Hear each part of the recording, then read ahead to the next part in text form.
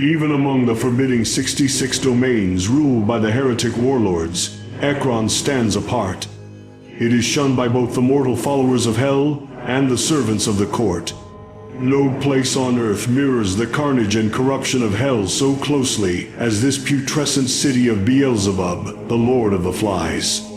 The King of Gluttony was one of the first three of the most exalted angelic spirits to fall. Since those ancient days, when he was worshipped as Baal of Flies, a great god of the people known as Philistines, Ekron has been his stronghold, where the power of the Prince of Decay is at its most potent. Today, none are welcome here. Even the heretic legions pledged to the sin of gluttony keep their distance. They know full well that even in their fallen state, Beelzebub sees in them a glimpse of his hated father. Were they not created in his image? Are they not a reminder of his ancient ignominy when his mortal followers abandoned him? In the ancient past, Beelzebub coveted the Ark of the Covenant, seeking to claim it for himself. His servants captured the holiest of the relics in his great victory over the servants of God at the Battle of Ebenezer. Yet, though his mortal servants seized the Ark from the Hebrews, they dared not to bring it to this city, for YHWH punished those who stole the symbol of his covenant. Plague afflicted the people of each town to which it was taken, and the Lord's hand was heavy. He brought devastation upon them and afflicted them with tumors. So terrifying was the Creator's affliction that the people of Ekron abandoned the orders of Beelzebub and voluntarily sent the ark back to the chosen people. Humiliated and enraged beyond mortal measure, Beelzebub swore never to forget this disgrace. From that day on, he devoted himself to the corruption of all creation, vowing to despoil the world until all that lived would be subject to his will and absolute rule. Beelzebub stalked into his great citadel in the seventh circle of hell. Here, he labored for the next 2,000 years to forge the crowning achievement of his dark genius, a plague of his own design. It would not only eclipse those his father sent to punish the Pharaoh, but mar and corrupt all creation.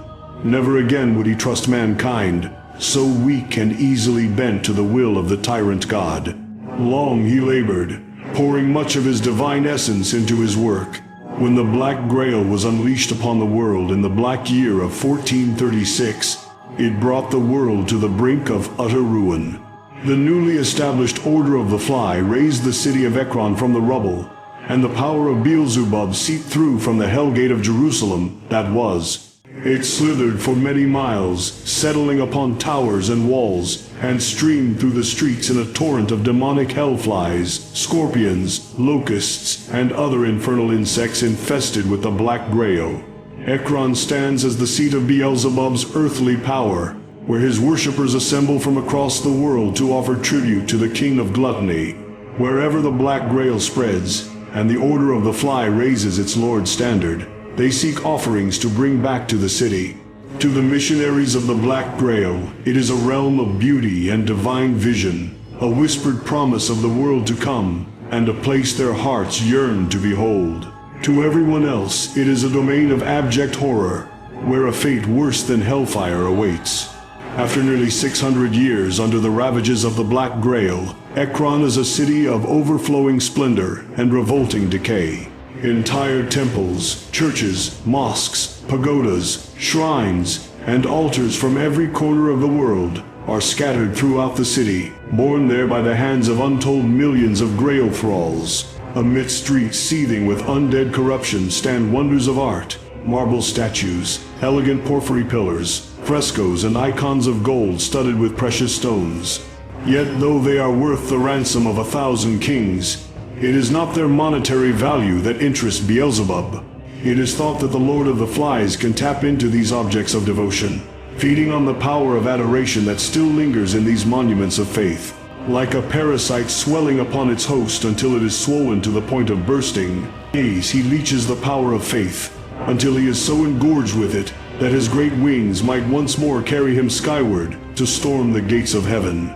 To make the religious objects more palatable and pleasing to their Lord and Master, the clergy of the Fly conducts elaborate rites of desecration, Through complex rituals, they corrupt icons and holy places, transforming them into morsels, offerings to be devoured by his ravenous gluttony for worship and adulation. Yet he will never be sated. Though he seeks to fill the terrible emptiness festering within him, his hunger can never truly be assuaged, no matter how much of creation he consumes. For what the Lord of the Flies hungers for, above all his other unnatural appetites, is the sole right to divine worship, a birthright he feels his father has usurped. In his mind, the natural order is for the parent to die so their offspring may rise in their place. And who more suited to take the throne of God than Beelzebub, the most gifted of his children? Thus it is written in the tablets of Ekron, "Be not afraid, for behold, I bring you tidings of great joy, which shall be for all the people, for the Black Grail has come."